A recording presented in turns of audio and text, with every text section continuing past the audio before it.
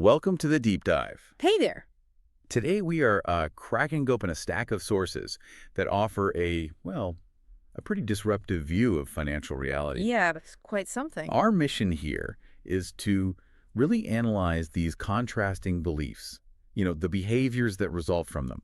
Our sources define them as the middle-class consciousness, sort of the masses versus the world-class consciousness, Yeah. the wealthy. And it's crucial to get this straight from the start. This isn't just about income brackets. Right. It's about the internal operating system you're running on, the core idea in all this material. The difference in financial outcomes really starts with the level of consciousness. Okay. So one group seems driven mostly by fear and scarcity. That leads them down a path really focused on just survival. Getting by. Exactly. The other group operates from, abundance. And the sources actually use the term love for value creation. It sounds a bit strong maybe, but Yeah, we should probably unpack that word love right away because it's not, hearts and flowers we're talking about here. not at all. When the sources say love, they mean this deep appreciation for creating value and this core belief that you actually deserve wealth if you serve others well. Okay, so it's confidence. It's self-affirming confidence, yeah. Not that fear-based scramble.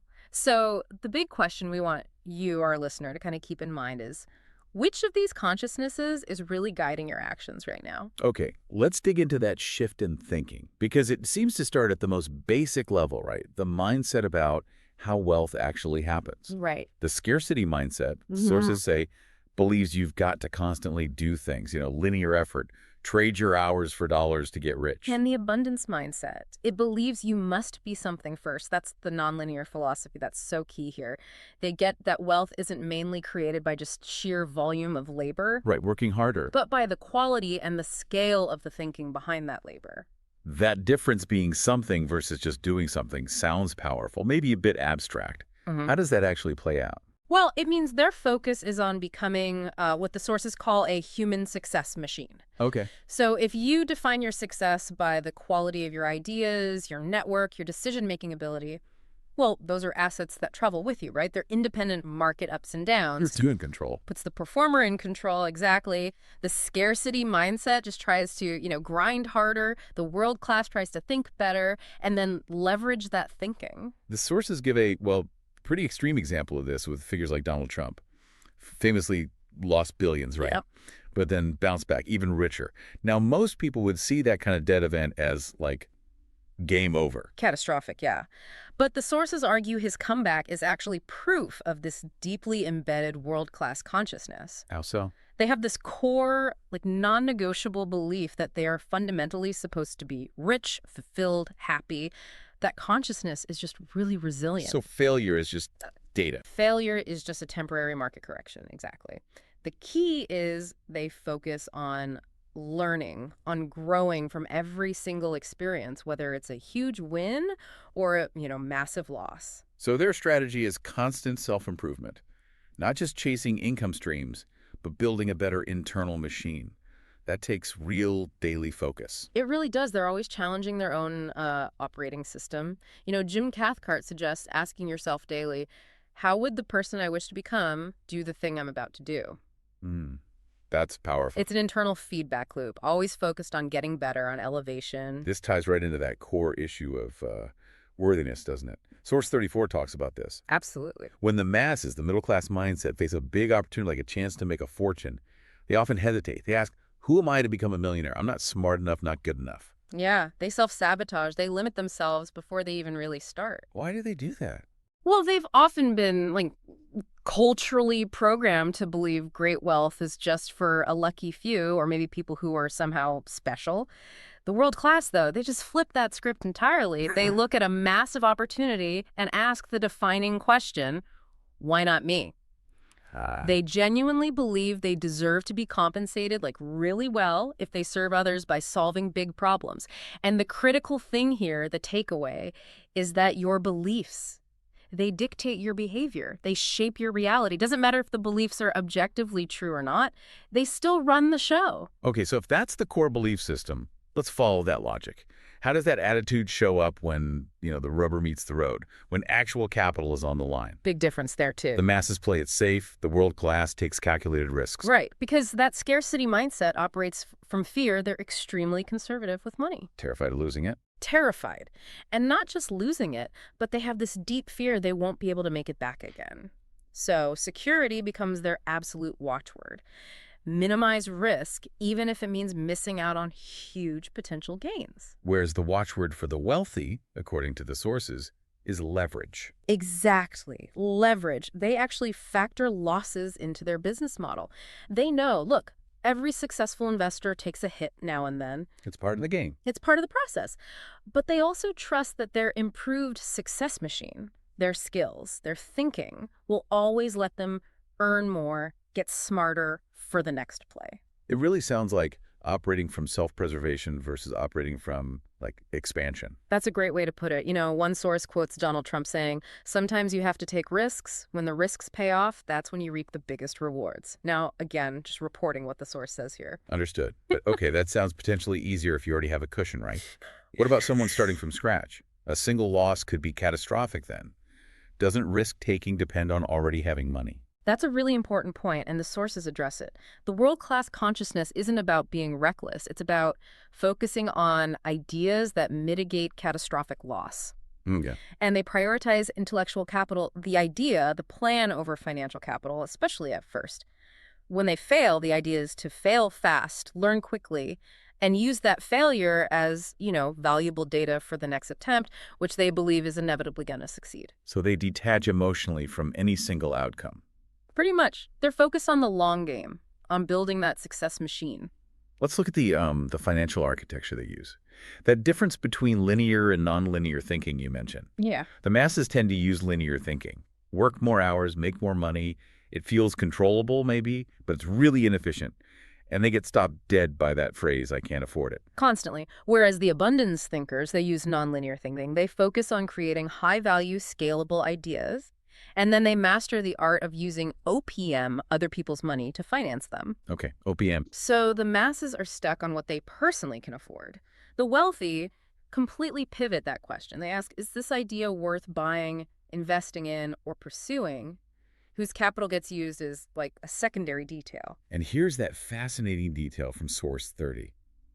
It's often easier to borrow, say, $10 million than $10,000. That sounds completely backward. Why would that be? It does sound counterintuitive, right? But it comes down to the mechanics of institutional investing. Big players, banks, private equity, VCs, they're set up to underwrite large-scale opportunities where they can do proper due diligence, and the potential return justifies their effort. So a small loan is too much hassle. Often, yeah. Underwriting a complex, say, $10,000 personal loan can be disproportionately time-consuming for the bank compared to the potential profit. But for $10 million, the reward justifies that deep dive, the high-level analysis. They're looking for big, scalable ideas, not small personal capital needs. Okay, so the real bottleneck isn't the cash itself. Not at all. It's the ideas. Creative ideas that solve problems on a large enough scale. Precisely. The scarcity mindset keeps worrying. Where's the money going to come from? The world class knows money is just a tool, an instrument of exchange. It's the creative ideas that solve real problems. Those are the true magnets for wealth. Get the idea right, make it big enough, and the money will find its way there. All right, shifting gears, slightly but still related. Security. This difference in consciousness totally changes how these two groups view jobs versus, say, entrepreneurship. Big time. The masses, generally, believe a traditional job is the safest path. Steady paycheck, benefits. It's a perceived safety net. Right. But the wealthy believe outstanding performance and, crucially, self-reliance are the safest routes. And this is a really vital challenge to that ingrained cultural idea of safety. Our sources pretty bluntly argue that having a traditional job is often the slowest path to prosperity. And maybe not even that safe. And it offers an illusion of safety that, frankly, often doesn't hold up in today's economy. Think about it. Rely on a corporation, you're subject to management changes, downturns, office politics. You're always reacting, playing defense. Exactly. You're basically trading the opportunity to get rich for what might be a false sense of security. Whereas the entrepreneur, The person who owns the business or is even just self-employed with high-value skills, they're the architect of their own destiny, right? They can proactively go find new clients, adjust their pricing, scale up their services. they have more control levers. Way more. The greatest form of security, the sources argue, isn't that regular paycheck. It's having enough capital in the bank and the proven ability to generate more whenever you need to. So it sounds like one group is managing risk avoidance, Primarily, yes. while the other is managing opportunity acquisition. That sums it up perfectly. Yeah. Financial success ultimately always comes down to the level of service you provide and how many people you provide it to.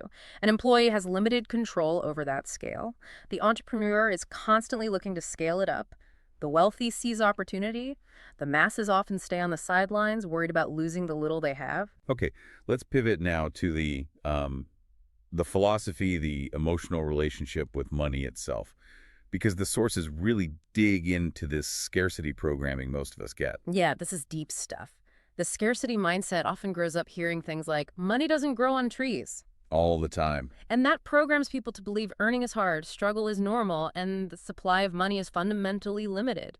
This directly leads to that playing not to lose strategy we talked about, hoarding what little you have, maybe even resenting those who have more. It creates a life soaked in financial anxiety. But the abundance thinkers, they genuinely believe money is boundless. Figuratively, yeah. They Yeah. believe money does grow on trees. And those trees, they're the creative ideas that solve problems. Ah, okay. Connecting back. Exactly. Since ideas are potentially limitless, Right. money, which is just the exchange mechanism for those ideas, must also be potentially limitless. Which tackles that whole moral dimension too, right? And sources 32, 33 talk about this. The masses sometimes see money itself as, well, kind of dirty. Evil, maybe. A Ew. weapon. Or they wear their lack of interest in money like a badge of honor. Right. Claiming some kind of moral high ground while, secretly stressing about paying the rent. And the sources, they call that delusional thinking. They're pretty blunt. Because you're essentially denying the importance of something fundamental for survival, let alone comfort, in the modern world. There's that quote. The oxygen one. Yeah, money isn't everything, but it ranks right up there with oxygen. It cuts through the noise, doesn't it? It does. The wealthy tend to see money as a neutral tool. Like a hammer, it can build or it can destroy, it depends entirely on who's swinging it. So it's not inherently good or bad. Exactly. Blaming money for greed, that's missing the point entirely. People are materialistic or greedy or generous. Money just amplifies whatever's already there. And by cultivating this more positive, maybe friendly relationship with money, the wealthy gain something huge that the masses often lack. What is it? It's time and mental energy. That's a key insight from the sources. Explain that. Think about the average person. How much mental bandwidth gets eaten up worrying about bills, paying off debt, just keeping their head above water? A lot. It's exhausting. It's incredibly draining, emotionally, cognitively. The rich use money to basically buy their way out of that constant anxiety loop. Which frees them up. It frees up their cognitive resources to focus on the bigger picture, earning more, investing smarter, developing that next creative solution that provides value to others. So money buys options, comfort, opportunities, which lets them focus their energy on higher level contribution and often, eventually, giving significant amounts away. Exactly. They see money as an ally, a critical part of life that actually helps them become better versions of themselves, capable of contributing more.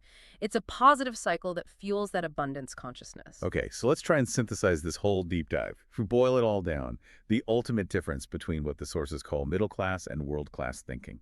Yeah. It's not about the money itself initially. No, it starts way before that. It starts with an internal shift in consciousness, moving away from fear, from linear thinking, from scarcity. And moving towards abundance, nonlinear thinking, and this profound belief in your own worthiness and the power of leverage. And if we connect this back to the bigger picture, that world-class skill, the ability to solve problems through creative thought, that seems to be the most valuable asset anyone can develop. And crucially, the sources suggest it's accessible. It doesn't require a specific degree or background. It just requires that shift in belief, that change in consciousness we've been talking about. Which brings us, I think, to the final provocative thought for you, the listener. Something to really chew on based on everything we've explored today about worthiness and taking action. Yeah, if your main limitation really is your belief about your own ability to create value. Then what is the first world-class action, maybe even a small one, that the person you wish to become would take, like right now, without hesitating? That's the action. That's the step that starts to separate the two paths we've discussed. Right. Really think about that. Mull that over. Thanks for joining us for this deep dive. Go apply this knowledge. We'll see you next time.